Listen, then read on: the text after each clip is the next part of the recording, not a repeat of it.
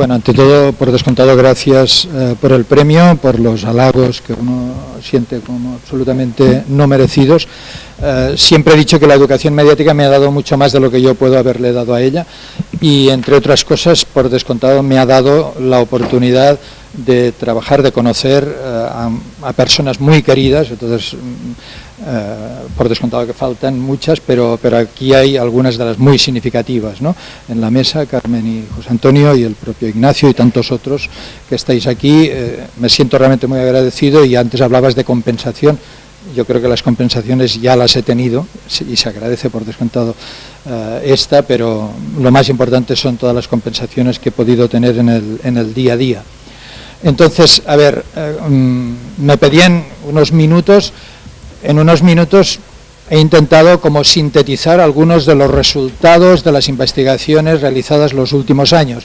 Y las he intentado sintetizar en forma de paradojas de la educación mediática. ¿Por qué paradojas? Porque yo creo que en las fortalezas de la educación mediática, es decir, en aquellos grandes conceptos que todos damos por supuesto y que por descontado son conceptos clave, potenciales de la educación mediática, están escondidas algunas de sus debilidades o algunas de sus carencias. ¿Y cuáles son esas 4 paradojas? La primera es la sociedad de la información, algo indiscutible. Estamos en la sociedad de la información, un concepto en el que los educadores nos sentimos muy cómodos porque estamos muy cómodos en el mundo de la información y que, por descontado, nadie discute y que es importante o fundamental poder educar en el marco de la sociedad de la información. ¿Dónde estarían entonces las debilidades posibles del concepto? Pues yo diría, por una parte, el concepto de información no es lo que más interesa a muchos ciudadanos y ciudadanas cuando se acercan a las pantallas, y no hablo solo de niños y de jóvenes, también de adultos, que muchas veces buscan otro tipo de realidad. Nosotros estamos muy obsesionados por el discurso, por la explicitación de las informaciones y con mucha frecuencia los niños, niñas, los adolescentes, los jóvenes y los adultos lo que buscan es el relato, es decir, es el entretenimiento, el relato desde el más convencional, el clásico del cine, de la televisión, de las series, hasta los más modernos, pues videojuegos o el propio relato que construimos a través de las redes sociales. Y por tanto entramos con el factor R, ¿no? Con el factor relacional. Lo que buscamos fundamentalmente, más que llenarnos de informaciones, es relacionarnos con personajes reales o ficticios, pero eso es lo que ocupa buena parte del tiempo cuando accedemos al ciberespacio. Entonces no es que no sea importante la información, es que hay algo además de la información que a mucha gente le interesa tanto más. Incluso cuando se acercan a la información, no siempre se acercan a aquel tipo de información que nos preocupa como educadores y educadoras, ¿no? Pero hay otro motivo, y es que según los expertos no es la forma más eficaz de comunicar. Cuando los expertos hablan de comunicación persuasiva, dicen que es mucho más eficaz el relato que el discurso. Recomiendan que se recurra mucho más al relato que el discurso, porque el discurso activa, si es que tenemos suerte y lo activa, el sistema cognitivo. El relato, gracias al descubrimiento de las neuronas espejo, uno de los descubrimientos más trascendentales de las últimas décadas, activa el sistema perceptivo, es decir, yo cuando estoy incluso escuchando un relato, está demostrado mediante resonancia magnética funcional que se activan las áreas perceptivas de la mente, yo estoy viendo, yo estoy escuchando aquello a lo que se hace referencia el relato, se activa el sistema motor, por muy tendido que yo esté en el aparato de resonancia magnética funcional y absolutamente inmóvil, se activa el sistema motor en relación con aquellas acciones que se están produciendo en el relato, se activa el sistema emotivo, yo estoy sintiendo lo que sienten los personajes de la historia del relato, y a partir de ahí se activa el sistema cognitivo. Por lo tanto, hay una activación integral del cerebro y en ese sentido es mucho más eficaz que el discurso. Y si nos centramos solamente en preparar a los ciudadanos y ciudadanas para la capacidad de codificar informaciones y tal, que es imprescindible hacerlo, por descontado, estamos olvidando una dimensión fundamental para su desarrollo como personas, para su desarrollo integral. Segunda paradoja, el pensamiento crítico, algo que también de entrada daríamos todos por descontado que hay que educar el pensamiento crítico ante la multiplicidad de mensajes del ciberespacio, por descontado. De hecho, en dos tipos de investigación que hemos hecho, una en la que analizamos todos los planes docentes, las guías docentes de todas las asignaturas de educación mediática directa o indirectamente de las universidades españolas. Hicimos un estudio sobre cuando se utilizaba la palabra crítica, de qué sustantivo era adjetivo crítico o crítica. E hicimos lo mismo a partir de los 10 documentos que expertos de todo el mundo consultado, expertos de educación mediática, habían considerado los documentos más trascendentales durante los últimos 50 años, documentos institucionales en relación con la educación mediática, documentos pues, de la UNESCO, del Parlamento Europeo, etcétera, etcétera. Hicimos una búsqueda, un estudio semántico de qué adjetivos eran, qué sustantivos eran los que salían: comprensión crítica, pensamiento crítico, análisis crítico, lectura crítica, reflexión crítica, evaluación, discernimiento, juicio, ojo crítico, opinión crítica, es decir, todo palabras vinculadas con el campo de lo cognitivo.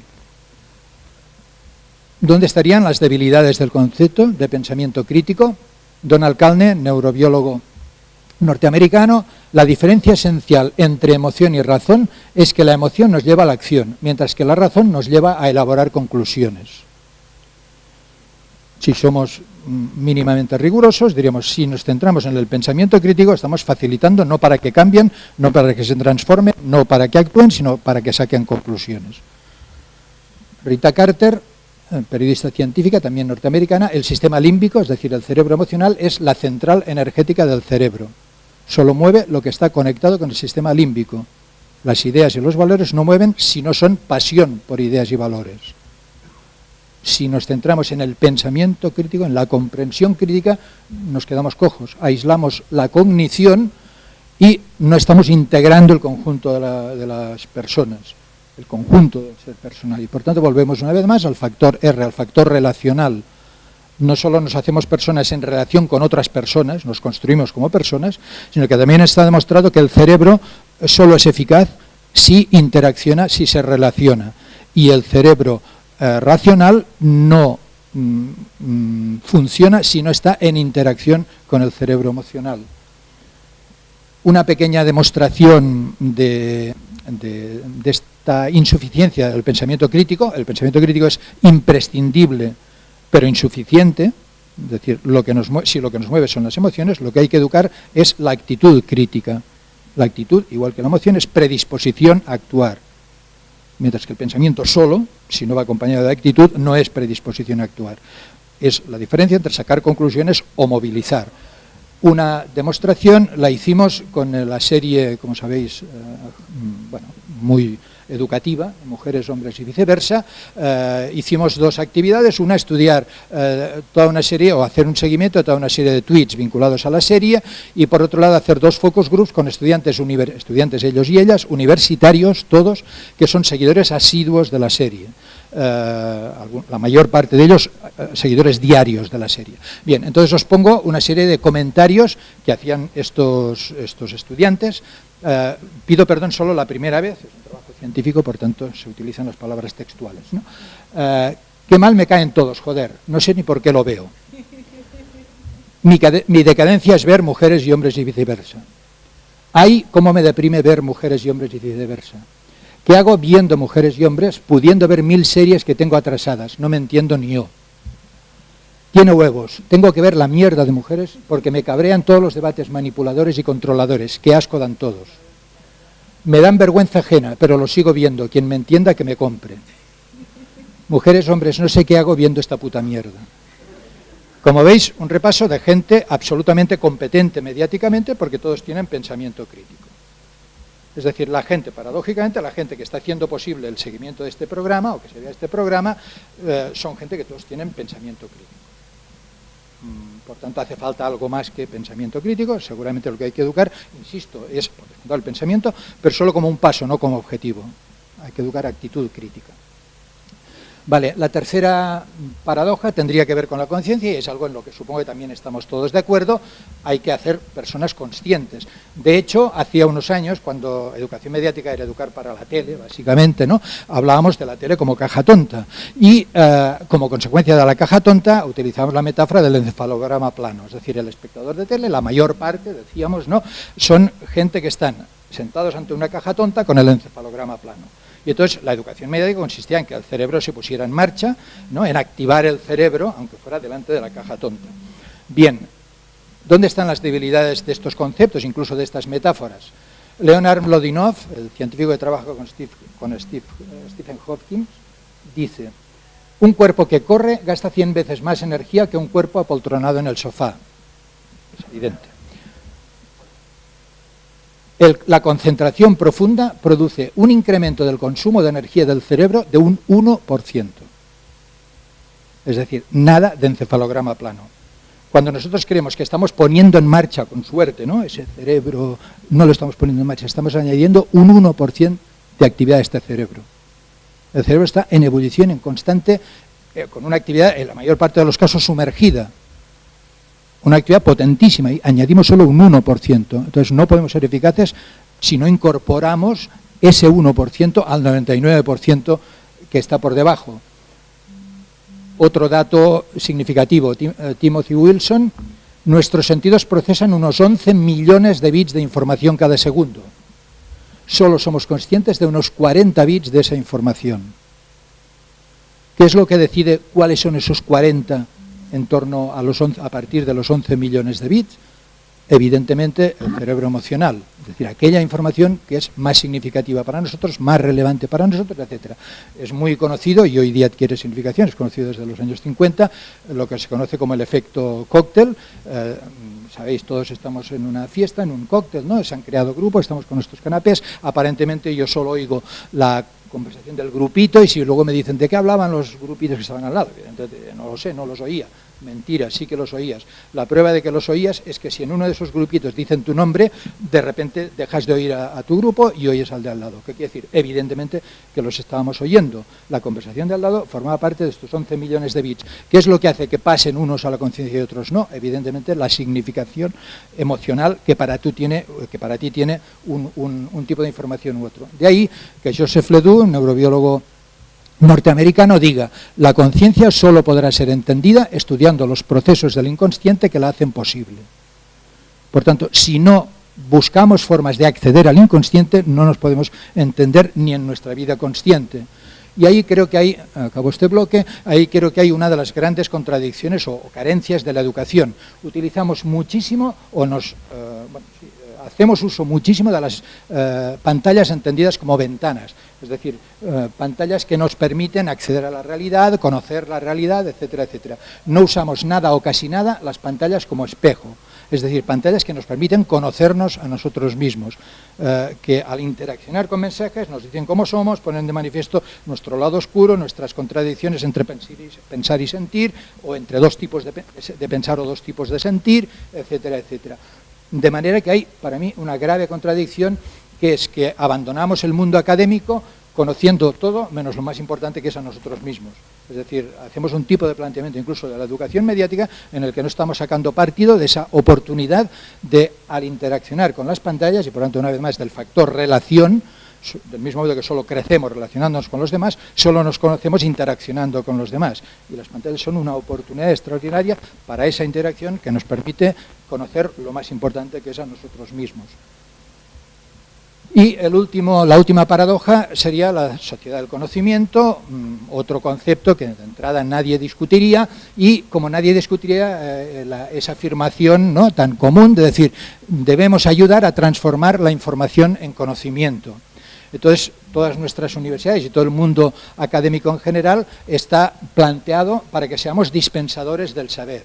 Entonces, bueno, perdonad el simplismo y la tal, ¿no?, pero a los médicos se les educa enseñándoles, ¿no?, transmitiéndoles el saber, fumar mata, y mata por esto y por esto, y tienen este conocimiento, y luego ellos transmiten este conocimiento, y todos sus pacientes saben que fumar matan, pero la mayoría fuman. Nuestra dieta no es sana, ¿no? Pues transmitimos esta información, la justificación de por qué, etcétera, etcétera. Ellos lo transmiten a los pacientes y todos sabemos que la dieta no es sana, pero muchas veces pasamos de que la dieta no sea sana. O en el ámbito educativo se nos enseña que las estructuras sociales son injustas, todos conocemos que las estructuras sociales son injustas, pero luego de los ciudadanos, de la cantidad de gente que lo sabe, los que se comprometen a intentar que no sean tan injustas es un porcentaje mínimo. ¿Qué quiere decir? El gran enemigo de la educación es el ¿y a mí qué? Yo ya sé todo eso, pero ¿y a mí qué? ¿Y a mí qué? Entonces, no basta ser dispensadores de saber. Yo creo que deberíamos aprender a ser potenciadores del querer. Eso es fundamental. Y eso debería complementar nuestra educación en el ámbito de la educación en general y de la educación mediática en particular. Humberto Maturana, el neurobiólogo chileno, dice: cada vez que afirmamos tener una dificultad en el hacer, de hecho tenemos una dificultad en el querer. Parafraseándolo desde el punto de vista educativo, cada vez que afirmamos tener una dificultad en conseguir que hagan, de hecho tenemos una dificultad en conseguir que quieran.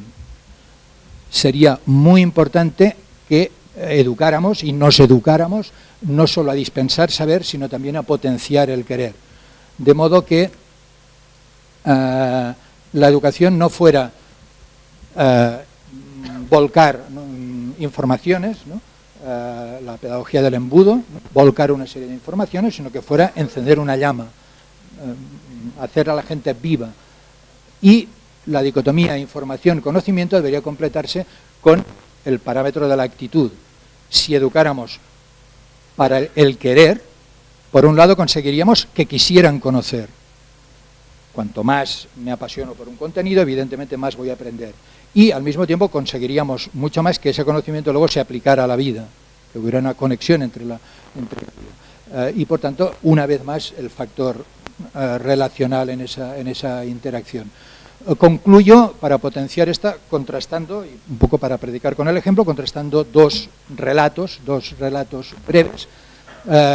Uno vinculado a la pedagogía del embudo, a la educación entendida simplemente como volcar contenidos en otra persona, y es un relato que en su libro sobre la motivación explica José Antonio Marina. Todos los educadores deberíamos conocer la anécdota del profesor de pedagogía que el primer día de curso dice a sus alumnos, futuros docentes: señores, este verano he enseñado a hablar a mi perro.